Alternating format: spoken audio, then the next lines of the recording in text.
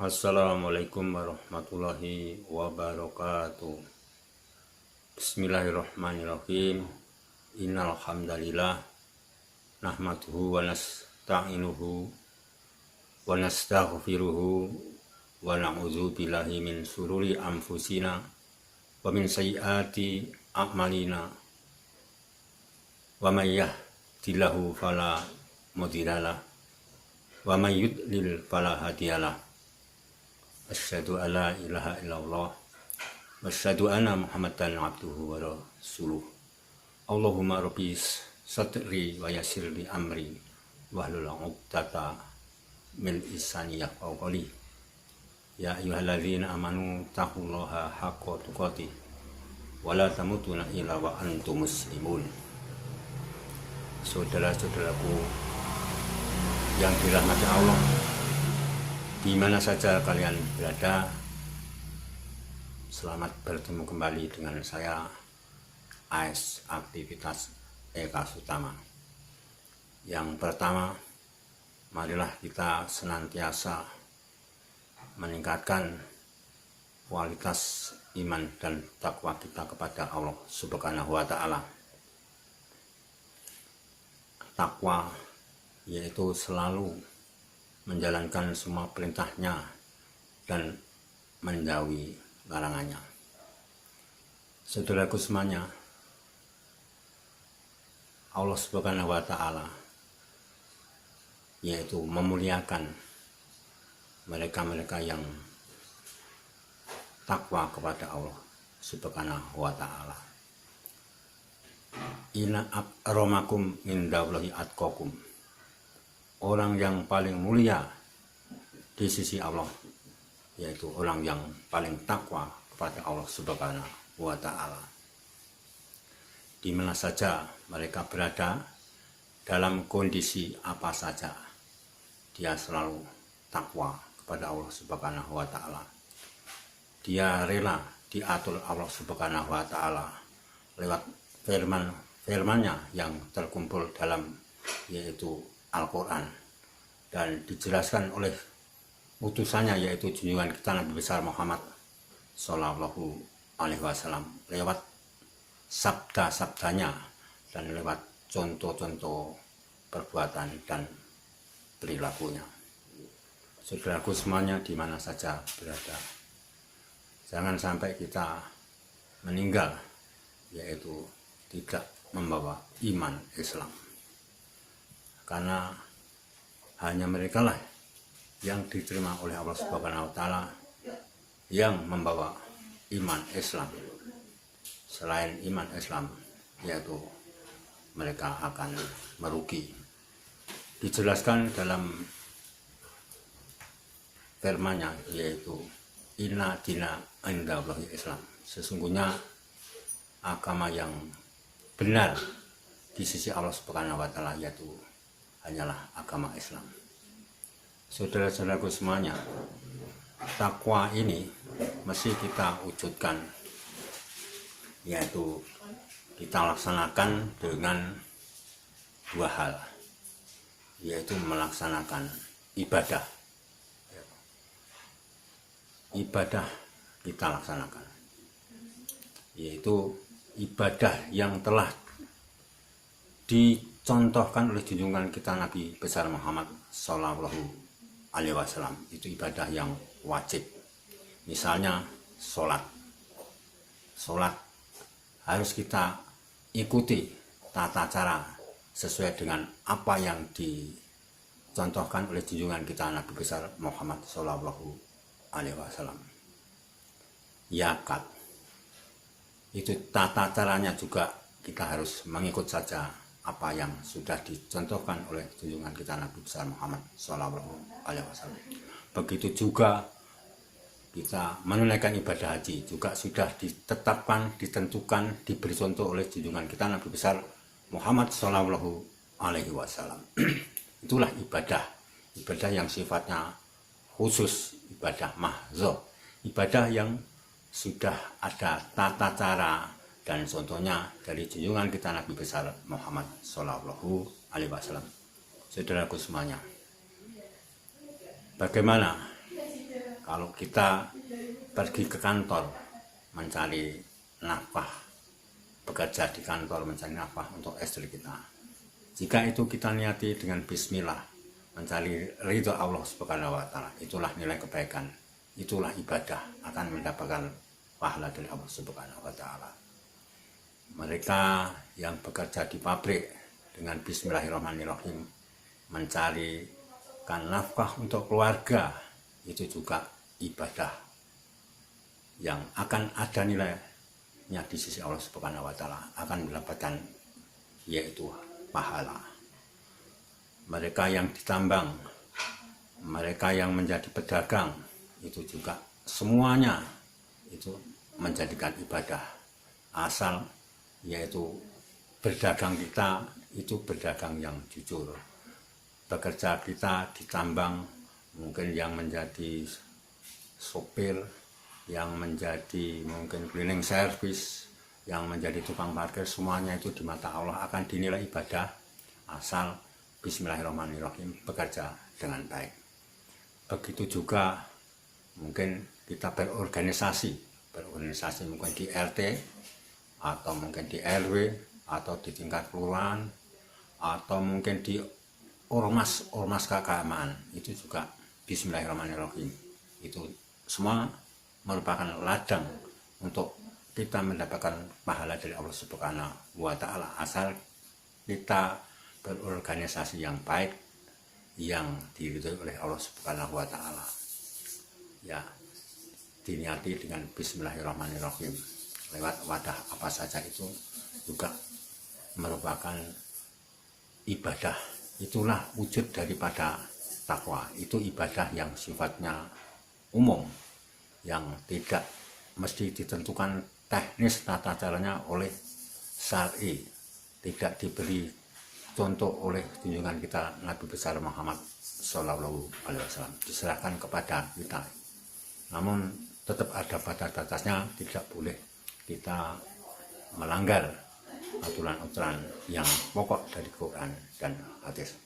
Umpamanya kita bismillahirrahmanirrahim, kita masuk dalam organisasi politik, itu juga termasuk ibadah. Bismillahirrahmanirrahim, kita akan menyumbangkan tenaga, menyumbangkan pikiran-pikiran kita, menyumbangkan apa yang kita bisa, apa yang kita mampu lewat partai demi yaitu baiknya negara yang kita tempati ini. Karena untuk memperbaiki situasi dan kondisi negeri itu mesti harus lewat partai. Kalau mungkin itu di negara yang menganut asas demokrasi itu mesti harus lewat partai, berjuang lewat partai sesuai kemampuan, pikiran, tenaga kita. Itu bismillahirrahmanirrahim, itu sudah termasuk ibadah. Jadi kita salurkan pikiran-pikiran kita salurkan aspirasi rakyat. Kalau seandainya kita menjadi anggota dewan, ya menjadi anggota dewan yang amanah, yaitu betul-betul memperhatikan suara rakyat, dan kita menjadi wakil rakyat, menyampaikan aspirasi, pendapat, masukan-masukan dari rakyat pada waktu yaitu sidang-sidang di DPR, itu kita perjuangkan. Dan juga kita tidak boleh meninggalkan asas-asas, prinsip-prinsip, yaitu prinsip-prinsip dalam Islam. Karena dalam Islam itu juga ada suro bainahum, mufakat, ya.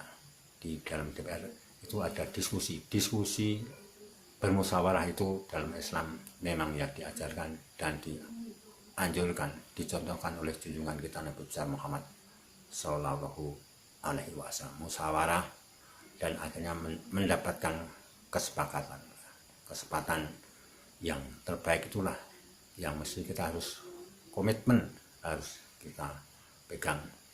Junjungan kita Nabi besar Muhammad Shallallahu Alaihi Wasallam sendiri, di samping dia kepala rumah tangga yang baik, di samping Beliau seorang orator yang baik, yang ulung, juga seorang dai yang ulung.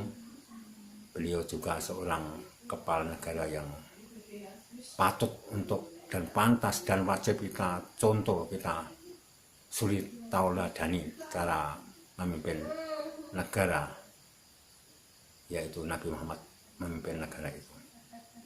Sampai-sampai junjungan kita Nabi besar Muhammad Shallallahu Alaihi Wasallam itu membentuk masyarakat yang madani, masyarakat yang sejahtera, adil dan makmur di bawah kekhalifahan junjungan kita Nabi besar Muhammad Shallallahu Alaihi Wasallam.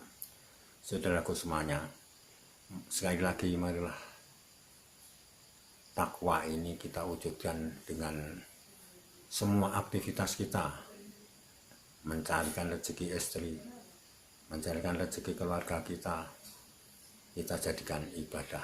Dalam berorganisasi apa saja, termasuk di partai, itu ya kita niatkan mencari ridha Allah Subhanahu wa Ta'ala. Oleh karena itu kita harus ikhlas hanya mencari ridha Allah Subhanahu wa Ta'ala, ikhlas berbuat baik demi umat, ikhlas berbuat apa saja yang bermanfaat untuk umat, baik dalam organisasi apa saja, termasuk organisasi kepartaian. Kita juga harus ya untuk umat, semuanya untuk umat, untuk agama, untuk bangsa dan negara ke depannya. Yang penting kita berbuat, masalah hasilnya itu terserah Allah Subhanahu wa Ta'ala yang punya hak prerogatif menentukan.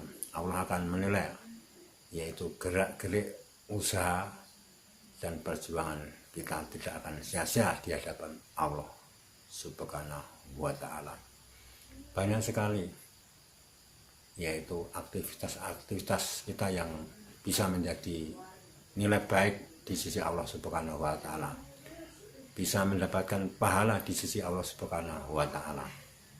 Allah itu akan yaitu melihat semua tingkah laku, semua perbuatan kita, sekecil apapun perbuatan kita, andil kita, kebaikan kita, Allah akan mencatatnya.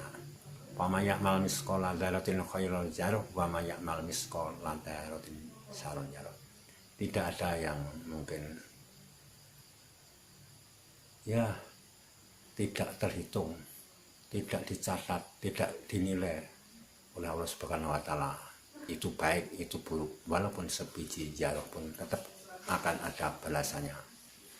Yaitu kalau dalam bahasa Jawa itu ngunduh yang pakarti, siapa yang menanam kebaikan pasti akan mengatam kebaikan, siapa yang menanam keburukan, kejelekan juga akan yaitu mengatam kejelekannya dan keburukannya. Akibatnya juga kita yang akan menanggung. Semuanya akan dipertanggungjawabkan di hadapan Allah Subhanahu wa Ta'ala. Besok akan diperlihatkan yaitu catatan baik kita dan catatan buruk kita, dan kita akan dihisab oleh Allah Subhanahu wa Ta'ala. Sekali lagi, marilah kita takwa ini kita bawa kemana saja, dalam kondisi apa saja. Kita selalu yakin apa yang kita kerjakan, apa yang kita pikirkan itu diawasi, dicatat, dan akan dipertanggungjawabkan di hadapan Allah Subhanahu wa Ta'ala. Di era milenial ini, di era digitalisasi ini, sekarang manusia itu sudah tidak bisa mungkin lepas dari kotak ajaibnya, yaitu kotak HP Android itu. Oleh karena itu bisa kita manfaatkan sebagai yaitu media dakwah. Lewat Android itu bisa kita share yaitu yang baik-baik, yang bermanfaat untuk orang banyak.